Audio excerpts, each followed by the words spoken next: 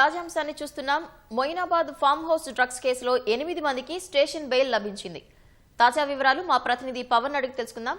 Pawan, drugs కేసులో ఎవరెవరికి bail లభించింది?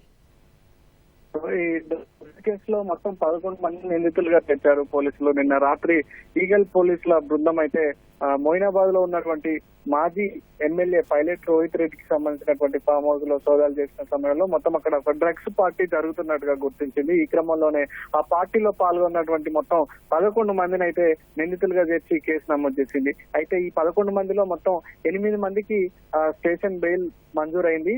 మిగిలిన ముగ్గురిని మాత్రం పోలీసులు న్యాయమూర్తి వద్దకైతే తరలిస్తున్నారు. అయితే ఈ 11 మంది నిందితుల్లో ఘటనా సమయంలో వీళ్ళందరినీ డ్రగ్స్ టెస్ట్ చేశారు.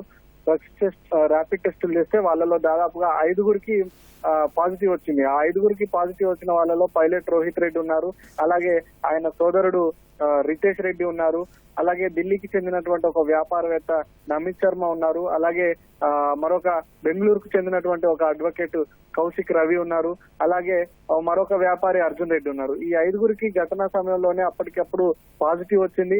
ఆ తర్వాత ఈ బ్లడ్ శాంపిల్స్ ని కూడా మళ్ళీ అందరివి వీళ్ళు పరీక్షలకు పంపినప్పుడు ఇవాళ ఉదయం ఈ పార్టీలో పాల్గొన్నటువంటి ఏపీకి చెందినటువంటి ఎంపీ పుట్ట మహేష్ కుమార్ అనేటువంటి ఒక ఎంపీ ఉన్నారు, ఆయనకు కూడా పాజిటివ్ గా తెలిసింది. దీంతో మొత్తం 6గురికి ఈ కేసులో పాజిటివ్ వచ్చినట్లు అయింది. మిగిలిన 5గురికి మాత్రం నెగిటివ్ వచ్చింది. అయితే వీరిలో మొత్తం 8 మందికి ప్రస్తుతం స్పెషల్ బెయిల్ మంజూరైంది. ఈ 8 మందిలో నమిత్ శర్మ ఉన్నారు, అలాగే కౌశిక్ రవి ఉన్నారు, అర్జున్ రెడ్డి ఉన్నారు, నల్లపనేని విజయకృష్ణ ఉన్నారు, అలాగే శ్రవణ్ కుమార్ ఉన్నారు, రమేష్ ఉన్నారు, ప్రియాంక అనే ఒక మహిళ కూడా ఉన్నారు, అలాగే శరత్ కుమార్ అనే వాళ్ళు ఉన్నారు. సో ఈ 8 మందిని మినహాయిస్తే పైలట్ రోహిత్ రెడ్డిని, అలాగే ఆయన సోదరుడు రితేష్ రెడ్డి, అలాగే నమిత్ శర్మ, ఈ ముగ్గురికి స్టేషన్ బెయిల్ గానీ మంజూరు అవ్వలేదు. ఈ ముగ్గురిని కూడా న్యాయమూర్తి వద్దకు తరలిస్తున్నారు. సో ఎందుకంటే ఈ ముగ్గురు పోలీసులు సోదాలకు వెళ్లిన సమయంలో నమిత్ శర్మ అనే వ్యాపారి కాల్పులు జరిపారు పోలీసుల మీదకి. ఈ క్రమంలోనే కాల్పులు జరిపినందుకు నమిత్ శర్మను ఆ గన్ను రితేష్ రెడ్డిది, పైలట్ రోహిత్ రెడ్డి సోదరుడు రితేష్ రెడ్డి లైసెన్స్డ్ గన్నుని నమిత్ శర్మ అనే వ్యాపారి తీసుకొని కాల్చారు. కాబట్టి నమిత్ శర్మను లైసెన్స్డ్ గన్నును దుర్వినియోగం చేసినందుకు పుట్ట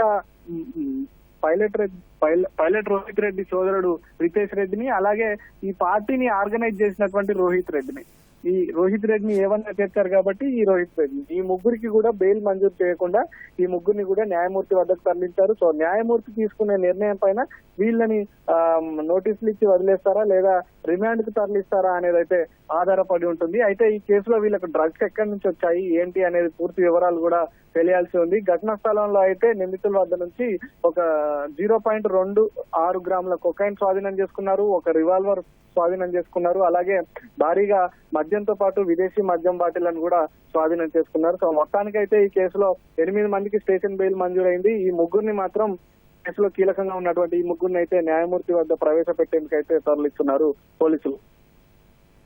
ధన్యవాదాలు పవన్.